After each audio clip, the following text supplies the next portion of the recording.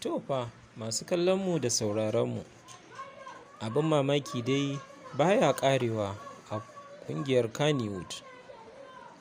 A yau ne Ummi Zizi take cewa ko da ta yi aure ta haihu to ba za ta bari 'ya'yanta su yi shirin fim ba.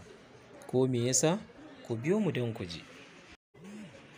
Ku daure ku danna like, idan kuma wannan ne zuwanku na farko wannan tasha, to ku danna alamar subscribe. Sannan kuma ku danna alamar ƙararrawar sanarwa, yanda da mun saki sabon shiri za ku ji mu. Mun gode.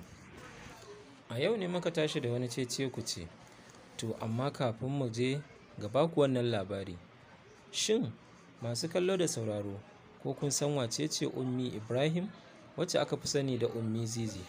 Ummi Ibrahim Bagudire, wannan shine cikakken sunanta. Ya ce ga mahaifinta Bafulatani ne, inda kuma mahaifiyarta Shuwa Kanuri ce. Sannan an haifi Ummi Zizi a 15 ga watan Fabrairu 1989. Idan ba ku manta ba, Ummi Zizi ta yi shura a fina-finan Hausa na Kannywood, wanda ta yi fina-finai da su Ali Nuhu, Ahalan Jinsi, Ibrahim Mai Shinku, Sani Musa Danja da sauran ire-iren tsofaffin jaruman Hausa na Kannywood. Ummi Zizi ta yi fice a fina-finan Hausa, inda a nan ne ma ta samo wannan suna nata na Ummi Zizi, saboda cikakken sunanta shine Ummi Ibrahim.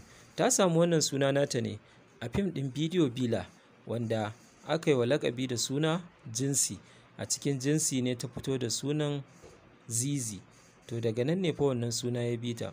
Ummi Zizi ta daɗe tana fina-finai, wanda kuma ta yi shura a cikinsu, amma daga bisani katsam sai ta ce ta daina fim ɗin Hausa, wanda dama a wannan lokaci tana ƙoƙarin waƙe-waƙe. Ta daina fim ɗin Hausa ne tun a shekara ta 2006, inda ta nuna sha'awarta wajen fitowa a waƙoƙi na kudancin Najeriya ko kuma na Turawa, wanda daga nan ne ta je ta fara wa'innan shirye-shiryen waƙoƙi nata. Idan ba ku manta ba, Ummi Ibrahim, wacce aka fi sani da Ummi Zizi, ta yi yunƙurin kashe kanta a watan Afril, wanda dai hakanta bai cimma ruwa ba. Ana cikin haka ne kawai katsam sai muka tashi da labarin cewa ta ce wai idan ta yi aure ta haihu to fa ba za ta bari 'ya'yanta su yi fim ba. Akan wannan ne muka yi mata tambaya, to duk da dai muna jiran amsarta, in ya so abin da ta bamu na dalilin me yasa take ganin cewa ita da abincinta yake fim, da waƙa, da su ta zo ta yi kuɗi, ta zama wata hamshakiya, sannan ta zama fitacciya a duniya, ake alfahari da ita. Me yasa ba ta so ta bar 'ya'yanta su yi? Muna dakon sauraron bayaninta.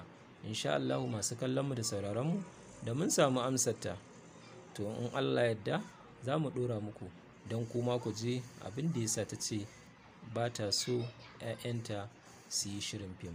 Mun gode. Salamu alaikum.